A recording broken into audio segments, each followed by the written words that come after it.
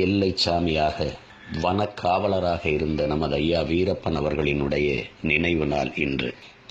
அவர் உயிரோடு இருக்கும் வரை ஒக்கனைக்கலில் கால் வைக்காத கன்னடர்கள், மேகதாது கட்டுவோம் என்று சொல்லாத கன்னடர்கள் இன்று அவர் இல்லை என்றவுடன் ஒக்கனைக்கல் என்னது என்கிறார்கள், மேகதாதில் அணை கட்டுவோம் என்கிறார்கள்.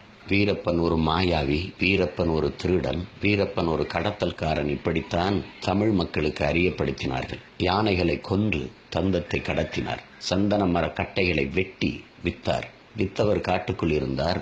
வாங்கியவர்கள் எங்கிருந்தார்கள்? வித்தவரையே தேடி பல நூறு கோடிகளை கொட்டி கைது செய்ய துடித்த அரசு, சிறப்பு படைகளை அமைத்த அரசு, வாங்கியவரில் எத்தனை பேரை கைது செய்தது? வித்தவன் காட்டுக்குள் இருந்தான், வாங்கியவன் நாட்டுக்குள் தானே இருந்தான். ஏன் கைது செய்யவில்லை?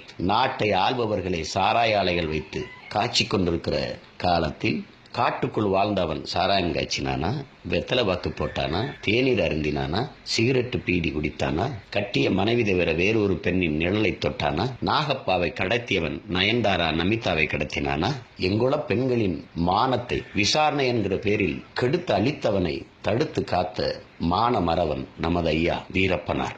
அவருடைய நினைவை பெருமிதத்தோடும் திமிரோடும் போற்றுவோம். நாம் தமிழர்.